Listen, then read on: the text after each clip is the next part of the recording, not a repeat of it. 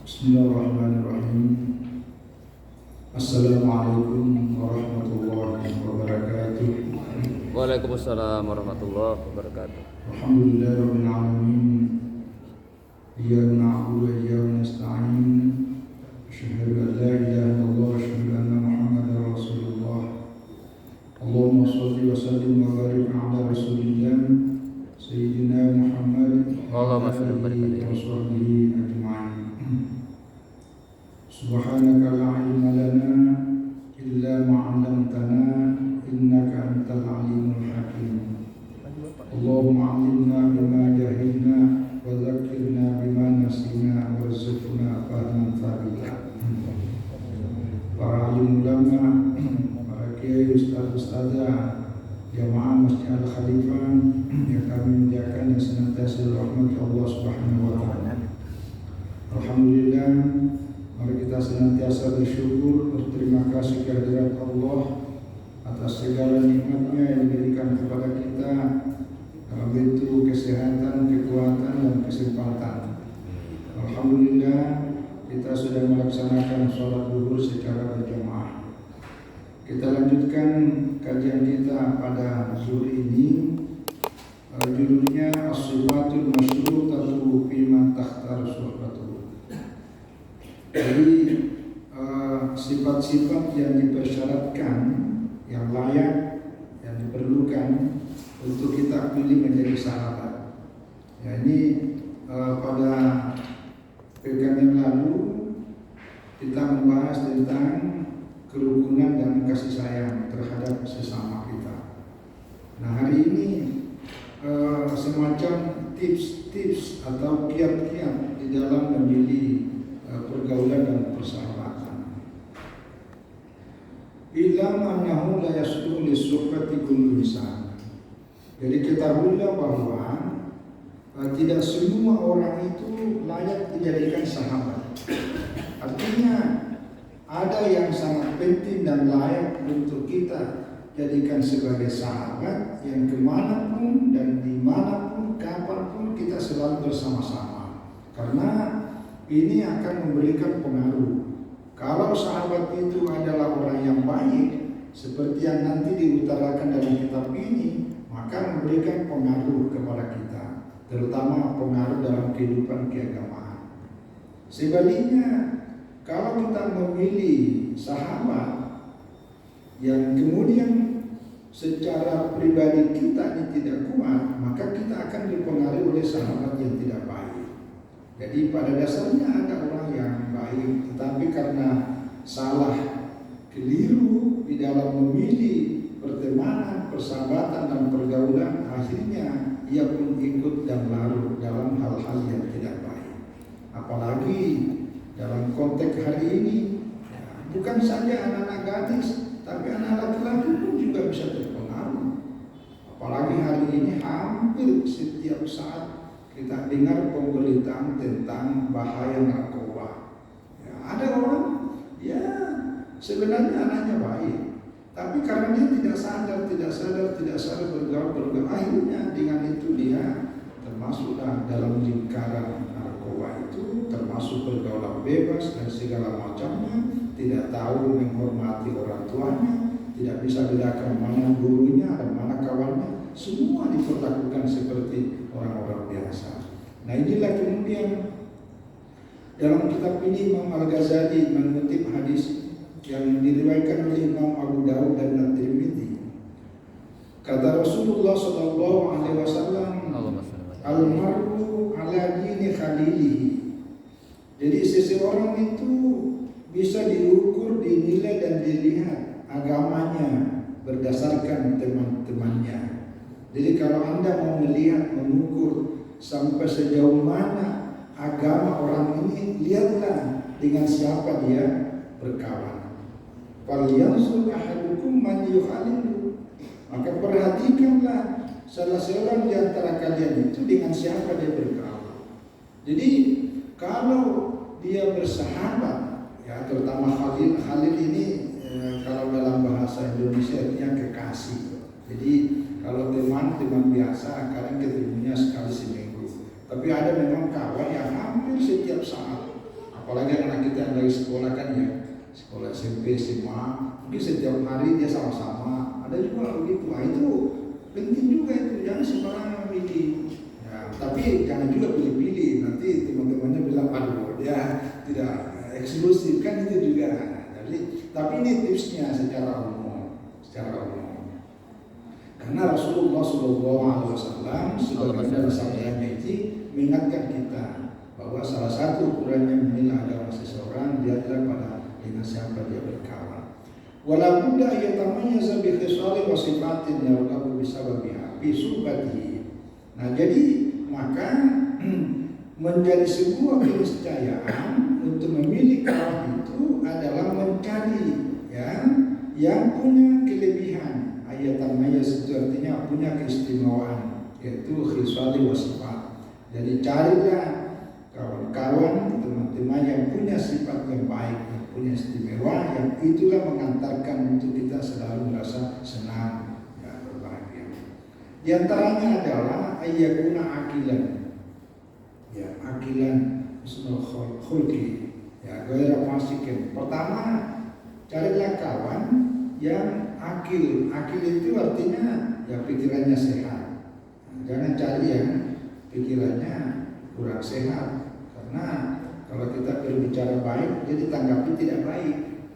Kita mau ke sana, dia ke sini, jadi tidak ada kecocokan.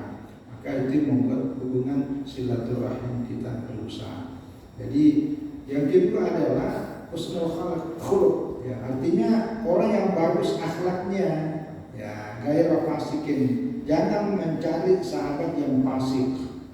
Fasik itu artinya orang yang selalu berbuat dosa besar. Dan dosa besar ini dianggap enteng, dianggap biasa-biasa, dan tidak ada sedikit pun rasa bersalahnya. Apalagi bangga dengan dosa-dosanya. Itu jangan bersahabat orang seperti itu. Karena kita bisa lalu dengan orang seperti itu. Kayak yang ada di pikiran itu hanya kesenangan, kenyamanan, tapi dia tidak ada pikiran membedakan mana yang haram, mana yang halal. Ini sangat berbahaya. Yang ketiga juga wala haris ala dunia. Jangan berkawan kepada orang yang terlalu rakus pada dunia. Ini bahaya. Terlalu. Jadi yang ada di pikirannya itu hanya keuntungan dunia semata-mata. Jadi tidak ada pertimbangan agama, tidak ada pertimbangan akhirat. Ini bahaya nih. Karena kita bisa dikorbankan demi untuk meraih dan mencapai apa yang diinginkan. Jadi kawan sendiri itu dimakan. Maksudnya dimakan bukan dimakan. Maksudnya dikorbankan itu. Karena itu kerakusan terhadap dunia. Ini pesan dalam kitab ini. Yang berikutnya adalah ini penjelasan berikutnya. Amal al-aqlu bahwa rasul mal bahwa Allah subhanahu wa ta'ala khaira fi subatil ahmaq. Jadi kalau kita bersahabat orang yang cerdas, maka itu yang menjadi pokok, karena tadi itu bisa mengantarkan kita dari yang kurang baik bisa menjadi baik, dari yang sudah baik karena kita bersahabat dengan orang yang pintar, cerdas, terutama dalam hal keagamaan, maka kita bisa meningkat. Walaupun kita ini biasa-biasa, tidak punya pemahaman agama yang baik, yang mendalam dan seterusnya, tapi karena kita berkawan dengan orang yang baik, maka kita juga ikut menjadi baik. Pekan lalu kita sudah menjelaskan, ada orang yang tadinya tidak berniat masuk ke masjid, tapi karena berkawan dengan orang ahli masjid yang sering ke masjid, begitu masuk waktu, dia masuk sholat berjamaah, makanya pun ikut. Padahal awalnya tidak ada niat. Itu karena pengaruh dari berkawan dengan orang yang selalu datang ke masjid. Cuma kalau berkawan dengan orang yang jauh dari masjid, itu kita mau ke masjid, kita tidak usah, nantilah. Nanti begitu kau jatuh, tertabrak, meninggal dunia, saya tidak bisa jamin. Jadi hati-hati, nyawa ini tidak ada yang bisa pastikan. Jadi selama masih ada hembusan napas kita bisa bernafas, kesempatan masih ada, fisik masih kuat, gunakanlah itu. Karena tidak ada guna penyesalan untuk di akhirat kelak. Orang yang sudah baik di akhirat masih menyesal ingin lebih baik, apalagi yang sudah terlalu banyak dosa yang dilakukan. Nah, jadi itu. Begitu dia wa amma husnul khuluq fala budda minhu. Ya. Adapun orang yang bagus akhlaknya itu menjadi sebuah keharusan. Ya tadi ini sebenarnya sama dimaksud. Karena paman kalau ada au syahwatun au bakhrun au jibnun wa tahawaru fala khaira fi subatihi. Nah, orang yang dalam hidupnya dominan selalu ada rasa murka, rasa marah, ya.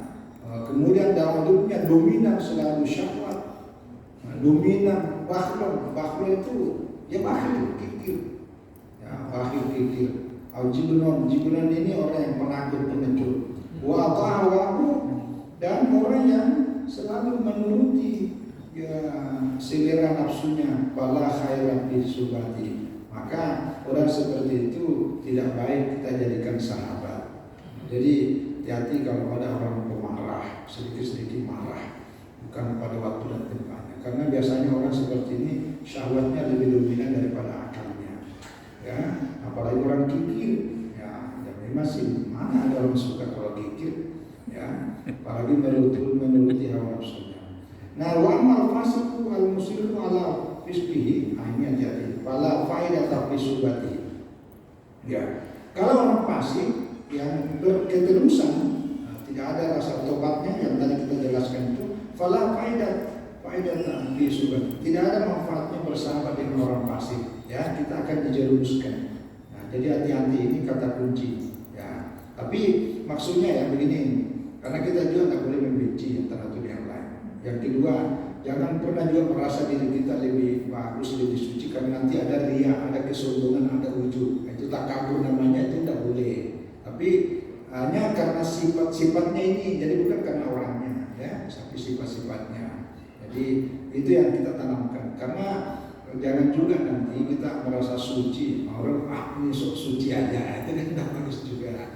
Ya, tapi kaidahnya seperti itu, hati-hati tentang sifat-sifat yang seperti itu. Kan bisa diukur tuh, bisa diukur kalau dalam sikap dan perilakunya jauh dari tuntunan-tuntunan agama, ya ambil jarak aja. Tapi kalau ada keyakinan bahwa mendekati dan bersahabat dengan mereka, kita bisa memberi pengaruh kepada mereka, maka kita menjadi dai, menjadi mubalik untuk memberikan penyadaran, itu pahalanya lebih banyak.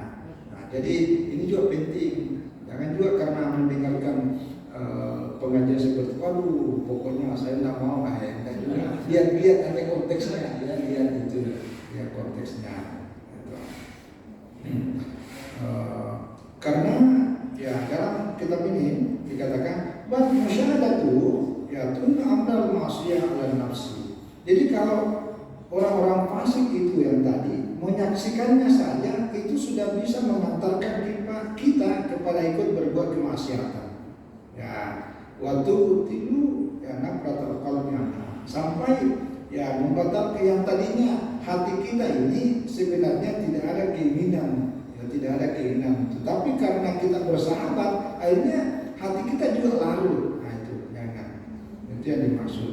Wa li'anna man la yakhafullaha la tu'manu wahidatuhu wa la yusaku bi sadaqati. Bal yatagajjir bi tagajjur naturat. Nah ini bahaya. Karena ini salah satu prinsip kaidah agama. Karena pada hakikatnya orang yang tidak takut kepada Allah, orang fasik itu yang tidak mau menjalankan kewajiban agama, tidak mau sholat, tidak mau puasa, pokoknya dosa, itu adalah orang yang tidak takut kepada Allah. Nah, kalau ada orang yang tidak takut kepada Allah, maka orang seperti itu tidak layak untuk kita percaya. Karena kepada Allah saja dia, jadi kepada Allah saja dia tidak mau dengar, tidak mau ikut, bahkan dia khianat. Apalagi terhadap kita. Jadi kita lebih gampang dikerjain, lebih gampang dikhianati. Maka itu pesannya ini jangan, ya usahakan. Walain satu bisadaqati, dan tidak bisa dipercaya. Ya, untuk kita jadikan sebagai teman. Bal yatagayyaru bitagayyur aghraq. Orang-orang seperti ini tujuannya itu bisa berubah-ubah, ya. Jadi kondisinya bisa berubah-ubah sesuai dengan tujuannya. Jadi kalau dia menentukan, dia manfaatkan kita. kalau dia agak ini ya kita yang dikorbankan. Jadi hati-hati aja. Nah ini di dalam ayat Al-Quran beberapa ayat yang dikutip oleh pengarang kitab ini diantaranya wala tuti' ya man aghfalna ya qalbuhu an dzikrina wattaba'a hawahu. Jangan pernah mau mengikuti kepada orang yang hatinya lalai dari mengingat kami. Nah, itu maksudnya tadi. Jadi kepada Allah saja dia tidak mau dengar. Wattaba'a hawahu, dan dia mengikuti selera hawa nafsunya. Itu jangan. Itu kata Al-Quran. Ini ada di surah Al-Kahfi ayat 28. Dalam ayat yang lain pada surat An-Najm ayat 29, fa'arid amman tawalla an dzikrina ya walam yurid illa al-hayatad dunya. Ya, jadi menghindar daripada orang yang berpaling, ya, berpaling dari mengingat kami. Ya, maksudnya tadi orang-orang fasik ini, jadi dia saja berpaling dari Allah. Walam yurid, dan dia itu pada hakikatnya tidak ada yang dia inginkan illal hayatan dunia, kecuali hanya kehidupan dunia semata. Ini orang-orang seperti ini berbahaya, hati-hati. Ya. Waqala, dan juga di ayat yang lain wattabi' sabila man anaba ilayya. Ya, solusinya ikutilah jalannya orang-orang yang selalu kembali kepadaku. Ya, jadi orang yang selalu kembali kepada Allah itu ya selalu dekat dengan Allah. Nah, inilah yang membuat kita bisa selamat. Nah, jadi inilah beberapa ayat yang didasarkan, jadikan dari dasar oleh para ulama untuk kita perlu mengawas diri ya di dalam mencari ya, kawan dan sahabat dalam kehidupan kita. Beberapa asar ini pernyataan para ulama, mulai dari sahabat, tabi'in dan seterusnya. Misalnya yang diambil contoh di sini wa'usa Alqamatu ibn Amr. Jadi ini Alqamah ini muridnya Ibnu Mas'ud, jadi seorang tabi'in besar. Ya, tinggal di Kufah. Dari Alqamah ini kalau kita bicara sejarah lahirnya mazhab, ada mazhab Syafi'i, ada mazhab Abu Hanifah, mazhab Imam Malik, Ahmad bin Hanbal, itu ada sejarahnya itu masing-masing. Nah, salah satunya ini Alqamah. Alqamah ini belajar kepada Ibnu Mas'ud. Ibnu Mas'ud itu belajar kepada Rasulullah. Jadi Rasulullah, kemudian Ibnu Mas'ud, kemudian ini Alqamah. Nanti Alqamah ini tinggal di Kufah. Dari sini nanti belajar Abu Hanifah. Maka lahirlah Abu Hanifah adalah mazhab. Jadi jangan pernah berpikir bahwa mazhab fikih itu bukan hadis. Tidak ada ulama fikih apalagi imam mujtahid kecuali mereka itu adalah ahli hadis, dan itu sanadnya semua bersambung kepada Rasulullah SAW. Ini penting ini karena sekarang ini ada orang mulai muncul, itu mazhab itu tidak penting, itu bukan agama, itu kan cuma pikiran-pikiran orang. Janganlah, harus banyak belajarlah kepada orang ahlinya supaya tahu. Maka saya menulis sedikit ini untuk mengingatkan. Nah, salah seorang tokoh yang kemudian melahirkan Imam mazhab Abu Hanifah adalah Alqamah. Apa pesannya kepada putranya? Beliau mengatakan, ya bunayya, idza aradta laka ila suhbatir rajul ya hajatan fashab. Nah, ini. Jadi kalau kamu ada keperluan untuk mencari sahabat, nah maka ini satu, fashab man idza khidmatahu ya khadimtahu sonaka. Jadi carilah sahabat, bersahabatlah dengan orang yang apabila engkau melayaninya sonaka, kamu akan dilindungi. Ya, jadi kalau kamu melayani sahabatmu itu, nanti sahabatmu juga akan melindungi kamu. Itulah namanya persahabatan. Ya, saling memberikan, kita memberikan pelayanan, tapi dia melindungi kita ketika kita ditimpa masalah. Itu namanya teknik. Jadi saling memberi dan mendapat. Ya, wa in sa'atahu zanaka. Ya, jadi jika engkau bersahabat dengannya, dialah menjadi perhiasan hidupmu. Jadi artinya teman kita itu bagian dari kita, sehingga kehidupan kita menjadi baik karena selalu bersama dengan dia. Itu menjadi perhiasan hidup. Wa in ka'anta bika mu'natan manaka. Ya, jadi jika kamu ditimpa suatu masalah sehingga kamu kekurangan, ya, kamu perlu sesuatu, tapi tidak ada sama sekali, kita tidak punya modal, maka tidak punya belanja, tidak ada, maka manaka dialah yang akan mencukupi semua kekurangan. Itulah nama sahabat. Nah, bukan sahabat waktu kita lagi senang-senangnya, mesranya, bukan main. Begitu kita ditimpa masalah, selamat tinggal, wah ini bukan sahabat namanya ini. Nah ini pesan Al-Qamah ini, ya. Begitu juga Islam man ila maddarta yadakan bi khairin maddaha.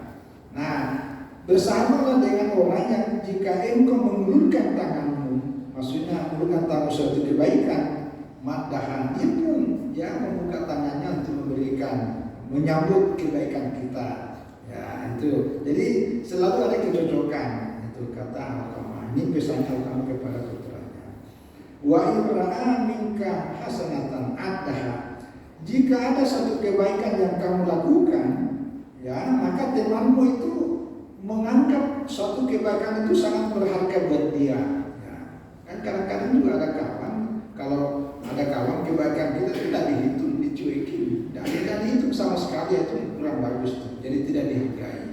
Ya, kalau yang sahabat yang baik itu sekecil apapun kebaikan kita tidak ada yang sia-sia baginya, tapi selalu dihitung, ya, selalu dihitung sebagai sebuah kebaikan dan dihargai. Wa irra sayyatan saddaha. Ini sebaliknya namanya kawan yang baik patut kita jadikan sahabat adalah jika kita melakukan suatu keburukan, kejahatan, saddaha, dia berusaha menutupi kekurangan kejahatan kita supaya tidak tersebar dan tidak diketahui oleh orang lain. Itulah sahabat. Jangan diviralkan. Aduh, itu merusak apalagi rumah tangganya sahabat kita yang tahu cuma dia, mertuanya nggak tahu. Tapi begitu anda masukkan di medsos, orang semua tahu. Jadi itu yang harus ditutupi. Nah, jadi salah satu sahabat yang baik, itu caranya. Jadi dia menutupi kekurangan kita. Ya, apalagi ini ishab man idza sa'altahu apakah. Bersahabatlah kepada orang yang apabila kau memerlukan bantuan pertolongan, apakah, dan dia membantumu, dia memberikan apa yang kau minta. Itulah sahabat. Ya. Wa isakata ibtada'aka. Jadi jika kamu diam, maksudnya lagi kita ini ya, dia memulai satu percakapan yang baik. Nah, begitu juga wa inna salat minka nazilatun. Jika engkau ya sama tadi pada versinya ditimpa sesuatu musibah, maka dialah yang akan membantu sehingga anda keluar dari musibah itu. Isa idza qulta saddaqa. Bersabarlah kepada orang jika kau mengatakan sesuatu, dia percaya apa yang kita ucapkan itu.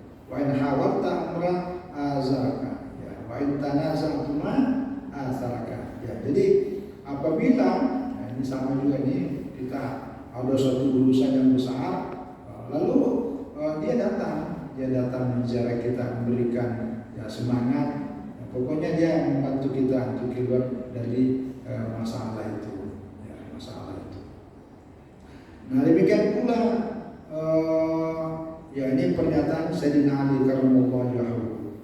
Inna akhaka al-haqqa man kana ma'aka. Ya, jadi sebenarnya saudaramu yang sebenarnya itu adalah orang yang selalu bersama dengan kamu. Wa ma yaqulu nafsahu liyanfa'aka. Ya, orang yang rela dia bersusah-susah, dia rela susah dirinya demi untuk memberikan manfaat kepadamu. Itulah sahabat yang sejati. Itu kata Sayyidina Ali karramallahu wajhahu.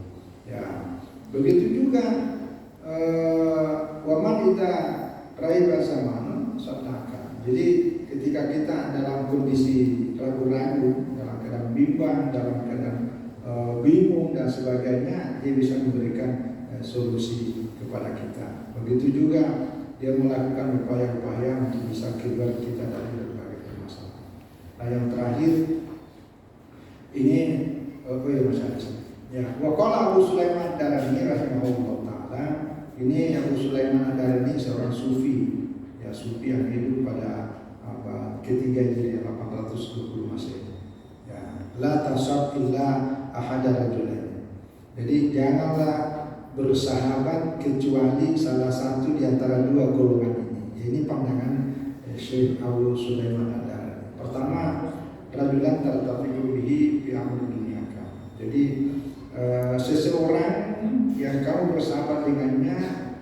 bersahabat itu dihiasi dengan jujur dalam urusan dunia kami. Ya. Yang kedua, awal rajulan ya tazidu ma'ahu wa tanfa'u bihi bi amri akhiratika. Yang kedua adalah orang yang dengan bersahabat dengannya engkau bisa bertambah dan memberi manfaat dalam urusan akhiratmu, ya urusan agamamu. Jadi itu juga salah satu menjadi ukurannya. Jadi kalau kita bersahabat, salah satu di antara dua sifat ini yang bisa menjadi ukuran. Ya, kalau bersahabat dalam urusan dunia, tapi orang itu tidak terlalu rakus kepada dunia. Kalau ada, alhamdulillah. Kalau tidak ada, dia sabar. Yang kedua, kalau kita bersahabat dengan orang dan dengan persahabatan itu, ya kehidupan agama kita bisa memberi manfaat yang lebih banyak sehingga urusan akhirat kita lebih bagus. Itu. Ya. Wa amal haris ala dunia fasubatu samun qatilul aini.